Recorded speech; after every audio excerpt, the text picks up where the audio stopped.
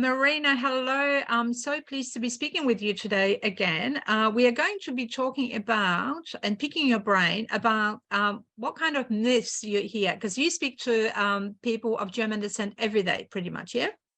Yep, mostly every day. Yep, absolutely, and get all different questions. Yeah, so there is definitely some myths around.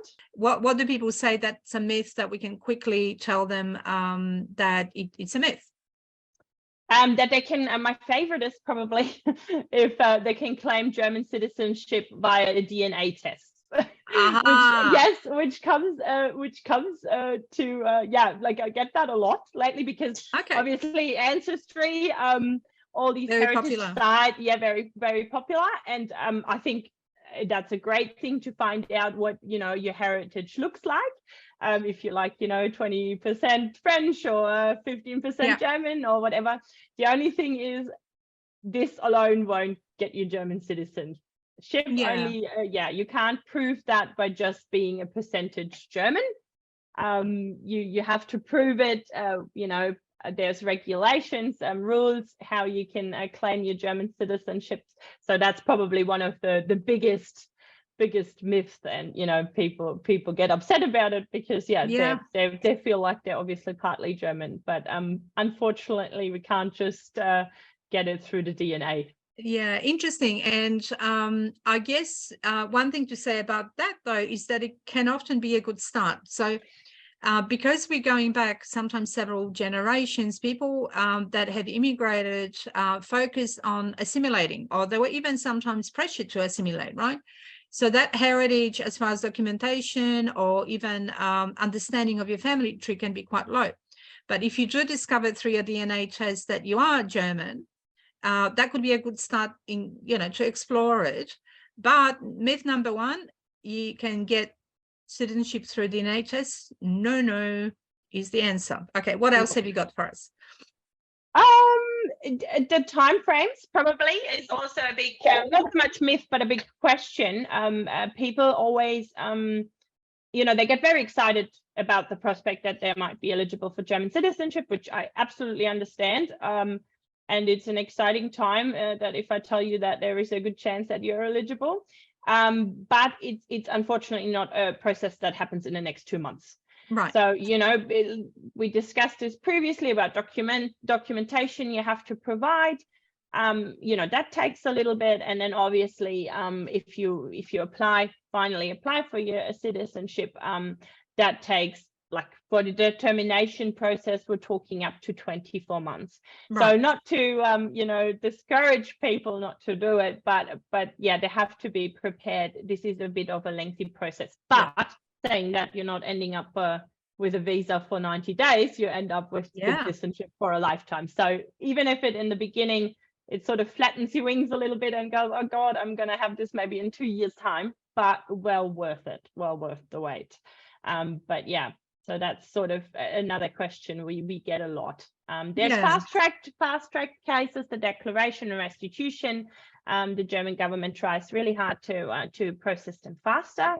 A little bit of backlog at the moment through to COVID. So I think in the beginning they said roughly about 3 to 6 months, and now we say to clients, look, it's probably more up to 12 months. But I hope in the future it'll go down again once they catch up on the backlog. So interesting. So myth number 2, that you can get it fast. The truth is that it's an ongoing and long-term process that we're not really in charge of. So once your application is with the German government, it's up to them. And as you mentioned, there's a bit of a backlog due to COVID. There's also, I think, a bit of a backlog due to the interest and how many people are applying.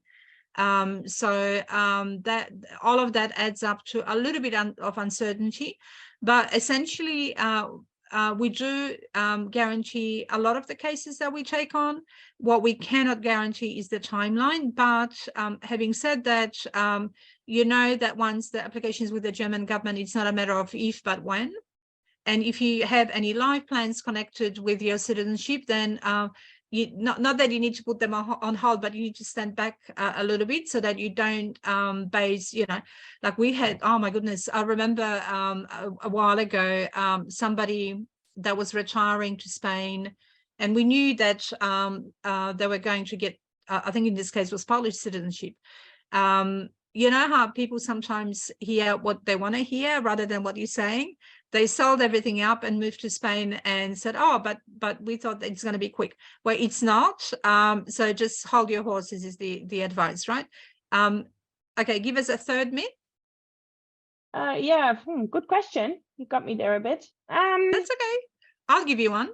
I'll give you one. So the third myth would be that you can easily do that through the consulate. Yeah, that is definitely Tell a myth. us more. Look, I'm not going to say there are helpful consulates out there. Yes, I think we love consulates. We love them. A lot, right? A lot. I've been reading up a bit about that, and obviously from cases and clients that some of them super helpful in the beginning, then it flattens off. I think the most important information is that's not their job, really.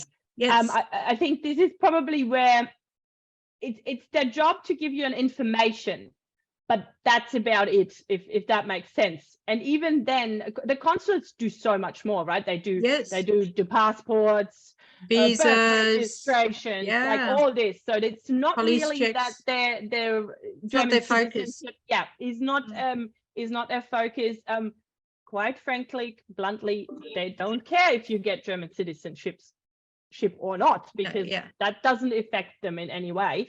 So and I think it's pretty much probably just who you got at the day. Some Mr. Smith might be very helpful, and then you get Mr. Webster the next day, and he's like, well, I don't know. And that's also sometimes they don't know. They're not very trained in eligibility aspects. They're more about you need that document and that document. So if you don't know a lot yourself, it's always hard, because they tell you a certain amount of details they know, but they don't have that sort of itty-gritty knowledge. Sometimes we do. And sometimes I think even to the point where they give potentially incorrect information with the best of intentions. So certainly we're not being critical of the consulates at all, but I think, as you pointed out, they're busy, they have lots of other things to do, and they won't really help you necessarily with research or preparation of documents, or things like apostilles, or it is very complex. So they might give you basic information and then you have to work it out for yourself. And some people lose a lot of time just trying to understand the requirements, because they listed, but like to really understand it is sometimes quite difficult, right? Yeah, absolutely. And I think that probably everybody from the team, from the German team, or probably as well from the Polish team, will tell you that even us, we still learn as in from case to case basis, because there's sometimes something and you're like, I've never heard about this. So and that's a bit, I always say we're Germans are a little bit sneaky there.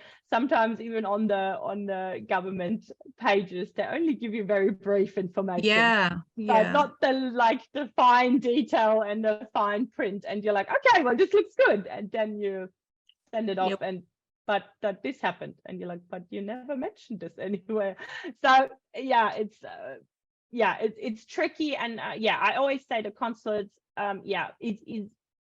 they're not bad in any way, but if you want to have 100% certainty and be sure that you've got the right documents, or it's probably worth contacting someone like us in a company that specializes in.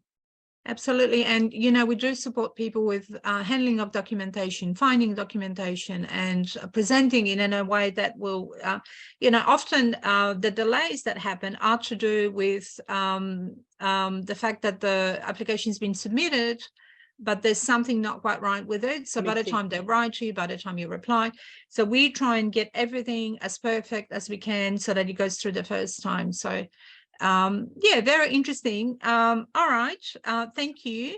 The main message, as always, is speak to Marina if you want to know specifics, if you want to get your eligibility checked, and be given a pretty clear pathway of how to reclaim your citizenship. So thank you for your time today, and we'll No speak to you soon. problem. Anytime. Bye. Thanks, Marina.